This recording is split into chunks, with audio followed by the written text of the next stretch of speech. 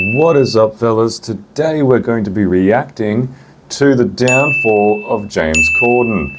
This is a video by Internet Anarchist. If you haven't heard of him, he makes video documentaries pretty frequently and they're very high quality, and I'm going to be watching and reacting to it. So I hope you enjoy this video. James Corden, if you didn't know, is a host, late night show host. He's been in a bit of controversy as of late, so that's no good. It's a shame. So we're going to figure out why through this video. Let's do it. James Corden is the living definition of never meet your idols, because even though he rose to stardom as a lovable comedian who earned the adoration of his fans by being genuinely grateful for the success it achieved, and then became one of the most popular and enduring late-night talk show hosts on US television, it really isn't lost on me what a privilege it is to be given a show like this, and I will really do my best not to let any of you down. I'm sure His off-camera antics exposed him for who he truly was, an egotist who let fame go to his head, and an obnoxious bully who was horrible to anyone who couldn't advance his career. you can see my belly, and we can all see you dying right now. Let's go, guys. Here we go. Which resulted in him not only destroying everything he'd built, but also having to flee the country. Hi, I'm the Internet Anarchist. I create weekly YouTube documentaries, and today we'll be discussing the satisfying downfall of James Corden, how he gained the love and respect of his fans and peers through his gracious everyman persona, how that said persona crumbled along with his reputation, and how he didn't just destroy his own career, but also one of the longest running late night television shows in the US. But if you want to save my channel from destruction, all you have to do is subscribe. So hit that red subscribe button and let's get on with the video. Contrary to popular belief, James Corden wasn't an industry plant that was simply thrown in front of US audiences out of nowhere. He actually worked his way up from modest beginnings in the UK, bouncing between very brief, often forgettable parts across the British entertainment scene, from the musical theatre production Martin Guerra to the 1997 sports drama film 24/7, and even a gig in the long-running TV soap opera Hollyoaks. He was trying to take whatever opportunities came his way, before finally landing a recurring role in the British drama Fat Friends as Jamie Reimer. This gave him the chance to appear in front of a wider TV audience on a daily basis and gain more notoriety, but more importantly, it was on this show that he met and befriended his co-star Ruth Jones, who would later co-create the 2007 British sitcom Gavin and Stacey with him, where James Corden played the role of Smithy, the loud but endearing best friend to one of the main characters, Gavin. I'm the creator of some of Bill Ricky's biggest jokes. Bill Ricky's biggest joke. But shut it, you slag. No, you shut it, you slag. You slag. You slag. You slag. You slag. No, you slag. You slag. You slag. Shut it, you slag. I have large cotton chips, 2 batter sausage, chicken mushroom pie, cabbage only nuts, and cherry tango. This ended up becoming Corden's breakout role, not just because of his own performances, but also because of the show's immense popularity. You see, Gavin and Stacey showcased the romance between a British man and a Welsh woman as the centerpiece, making it an instant hit among the Welsh audience, who had historically been underrepresented in the British entertainment industry till that point. As a result, it became a cultural phenomenon in Wales specifically, with over half of Wales' population watching the Christmas Day finale. Corden himself went on to win the Best Comedy Performance Award at the 2008 BAFTAs for his role in the sitcom, which ended up opening the door to several other opportunities, allowing him to host the Brit Awards multiple times, regularly feature on multiple panel shows, and even co-host a charity drive for the UK charity telethon Comic Relief, firmly establishing himself as an up-and-coming celebrity in Britain. But the real reason he gained the audience's admiration was for his graceful, gentle persona, which always managed to show itself on camera. However, off-camera, this was when Corden's real-life personality started creeping its way to the surface. Corden even admitted to letting his early fame go to his head in an interview in 2015,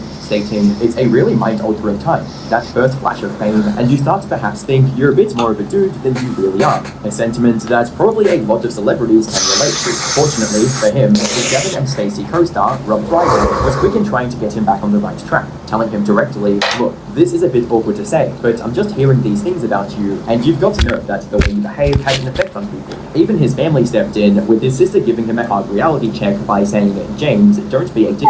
Unfortunately for Corden, this realization was too little too late. His career had been in a freefall for many years before this point, and partly because he had hit the limits of talent before he had even stepped foot in the big leagues. Starting with a comedy sketch show he created in 2009 alongside another one of his Gavin and Stacey co-stars, Matthew Horn, titled Horn and Corden. This turned out to be an absolute flop, with The Telegraph even calling it, quote, about as funny as credit default swaps, resulting in people re-evaluating Corden's acting ability at the height of his popularity in the UK. The show was eventually cancelled after just one season. However, that wasn't the end of Corden's failures, because his next project, a movie titled Lesbian Vampire Killers, would suffer the same fate, when it absolutely bombed at both the box office and in the critics' room, with a horrible 28% rating on Rotten Tomatoes and a 5.1 out of 10 on IMDb. That said, his box office failures could still be explained away as a relatively young actor trying to find his way in the industry. However, the same can't be said for what happened when he was hosting the 2000. Shut up, Mum, I'm making a video. When an event designed to celebrate the women of the entertainment industry turned ugly and briefly disrupted the illusion of Corden's kind, lovable persona. It all started when Sir Patrick Stewart, Charles Xavier himself, called Corden out for looking uninterested during the awards ceremony. I want to speak to James here. It is to James, isn't it? When the presenters are up here and when the recipients are receiving their awards, don't stand at the back of the stage with your hands in your pockets, looking around as though you wished you were anywhere but here. Oh, you couldn't be more wrong, sir. You couldn't be more wrong. Now, he had a chance here to take the criticism with grace and even improve his image after the disaster of his most recent projects. But Corden's ego got in the way and he lashed out, responding to the criticism with a rude comment of his own. Oh, genuinely. And if it looked like that, I'm so sorry. But when you come up and present an award, just f***ing get on with it. There we go. And the situation only escalated from there, with Corden having another outburst because of Sir Stewart taking a dig at his weight. Sorry, I'm waiting for the punchline. Go on. No, seriously, go on. Okay, now go on.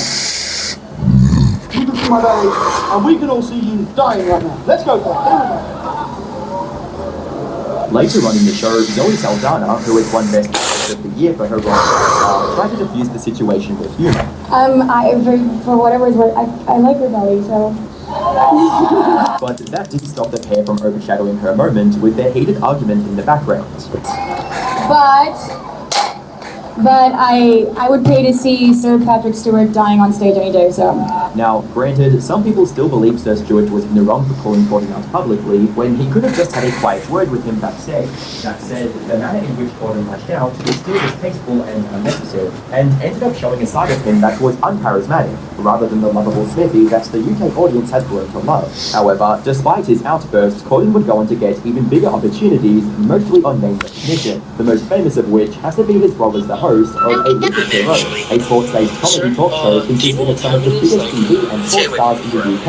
He also started getting more roles in musical theatre plays, like One Man, Two Governors, which seemed like a step in the right direction. I've got two jobs. Nothing makes me have to pee more than having piss in my bladder. Oh, you got to concentrate, ain't you? With two jobs. I can do it. As long as I don't get confused. No suggestion box. With the show even making its way to Broadway and even winning him a Tony Award for Best Actor in 2012. Despite his slightly problematic behavior in the past, it seems like Corden had a clear path ahead of him. I really want to quit my job and just However, just a couple focus of on years later, masturbating. Corden took a gamble on himself, deciding to grab an opportunity that changed everything for him. In 2014, the host of CBS's The Late Show, Greg Ferguson, announced that he was stepping away permanently. This decision came as quite a shock to long-time fans of the show, especially when they learned that his replacement was none other than John Corden. Naturally, this announcement was met with plenty of confusion. After all, most of the US audience had never been exposed to John Corden's work. On top of that, the man he was replacing wasn't just any other talk show host, he was an icon. You see, with Greg Ferguson as the host, The Late Show had set itself apart from the classic late-night talk show format for the past 10 years, foregoing all the scripted Honestly, questions guys, I and could forced probably celebrity anecdotes for real, rest my unplanned head conversations. on Rebecca's and big dig a mouth organ. boobs. When I Every time, I think about it, yeah, that's true. And there was, I know, oh my gosh. Floods there during summer too, so it goes on all night long.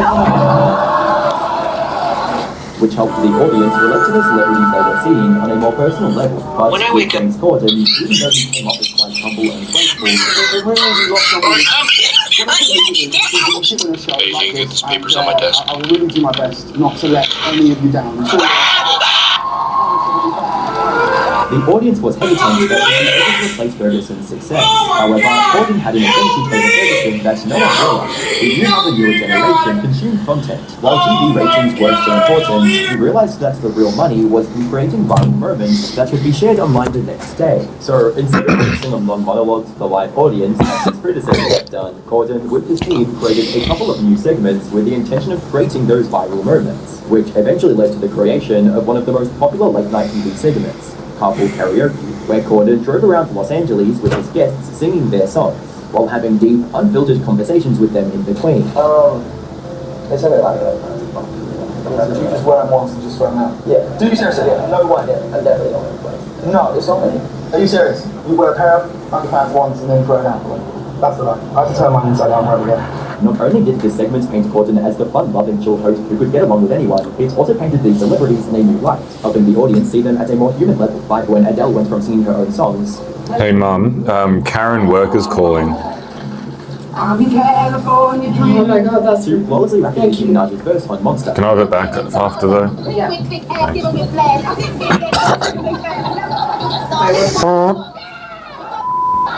Another such segment was Spill Your Guts or Fill Your Guts, where both the guests and Corden had to either answer very personal questions or eat some disgusting food, which once again helped the audience both online and in the studio gain a deeper understanding of their favourite celebrities. These segments were also coupled with a new show format where Corden interviewed several celebrities together so they could play off each other. Put together, this ended up making the show a massive success with a reach of over 10 million I decided to watch it hanging. making the CBS executives look like visionaries for going all in on this relatively unknown television, who has now started becoming one of the most popular cultural hosts in the US. Corden's digital dominance with his podcast was also translated into several other high-profile hosting opportunities. In 2016, he hosted the Tony Awards, giving him a chance to showcase his musical theatre talents, while in 2017 and I think we found an answer to autism. How about that? Autism tomorrow. But smart people don't like me.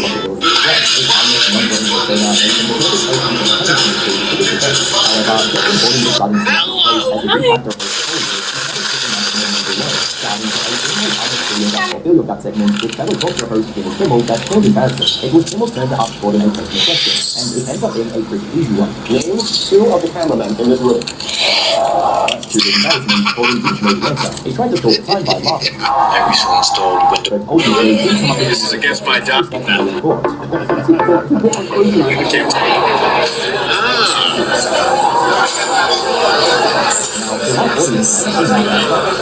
Really? And I'm allowed to consume that.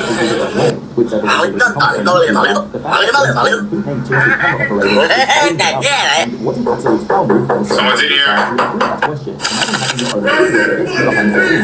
Science shows that your brain and your best friend's brain sync together like Wi-Fi. Weinstein were at their peak. Corden, as a final monologue as the host for the M5 Hour, decided to make light of the situation by making an incredibly inappropriate statement that wasn't received well.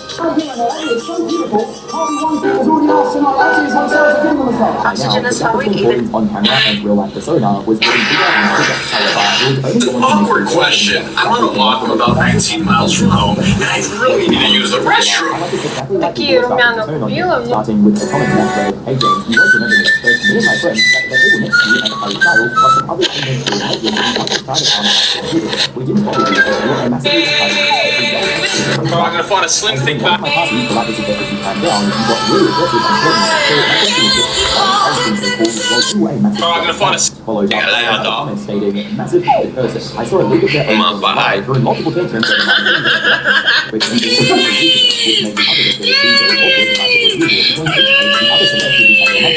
I can finally And I want to welcome you to the wonderful world of puppies. If you're ever feeling out of touch with all the Gen Z lingo, just... He was movie ads. Seeing him like that made me realize everything you see on TV is a complete persona. Even most of the other comments that didn't include an anecdote about his behavior were still working with questions, such as, why is he such a deeply unpleasant person? Did your parents raise you that way? And never thought about coming back to the UK? So, what did he do to stop you? In the end, Fallon only answered 5 questions before walking away and closing the threat, but the damage was already done. Plus, it's news that his role in horror movies were both critical and box office failures, starting with his role as lead in the movie Cats that came out in 2019. I'm a bastard with jaws.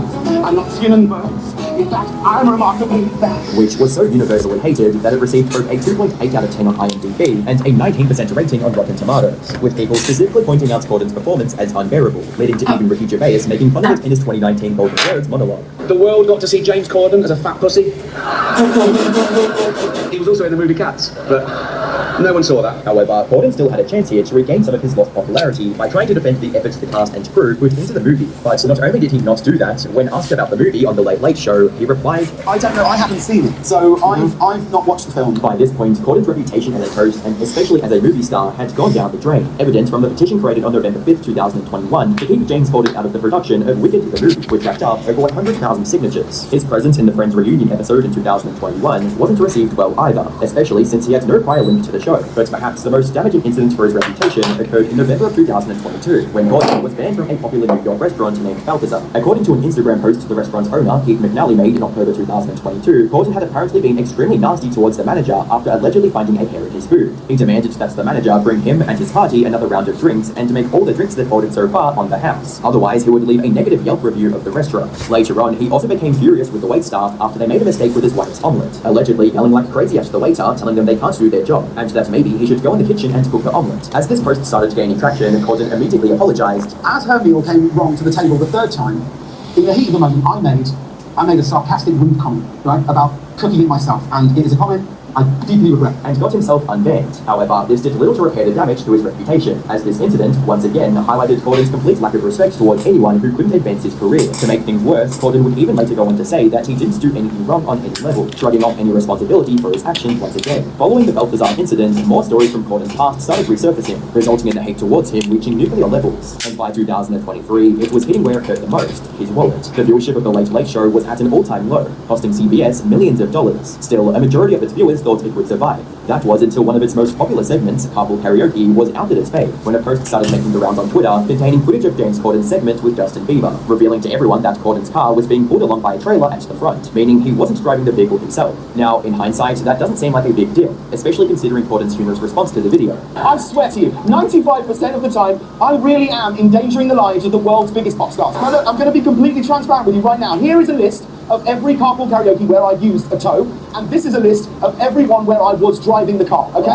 However, for some, it ruined the authenticity of the segment, leading to public outrage. And while this did negatively impact James Corden's reputation, who deserved it at this point, it unfortunately also had a serious impact on The Late Late Show itself, something it was never able to recover from. By January 2023, the weekly average viewers of the show had dropped from 915,000 viewers to just 671,000 viewers, largely because of James Corden's declining career and image. As a result, on April 28, 2023, exactly 8 years after becoming the host of the show, Corden decided to step away. Now, he claimed that it was to spend more time with his family back in the UK. When Max was my eldest son, when he finishes 6th grade, that is a real moment for us, where we felt, and I've always said, that to move 14, 15, 16-year-olds around, you know, even if we went coast to coast or internationally, felt unfair. But almost no one believed this excuse. Most importantly, Corden had done so much damage to the show, the network didn't even want to think about bringing in a new host, and took it off air for good. Looking back at Corden's career, the comparisons with Ellen DeGeneres practically created themselves, or it rose to the top through their comedic talents, defined the needs as kind-hearted individuals who were grateful for all the fame they achieved, until they were eventually exposed as entitled, obnoxious bullies who didn't care for anyone they deemed to be beneath them.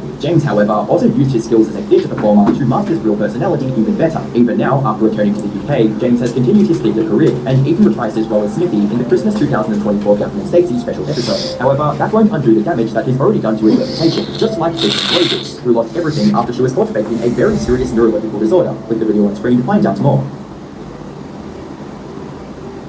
Creating custom clothing labels and captions is easy. It's finished. Thanks for watching.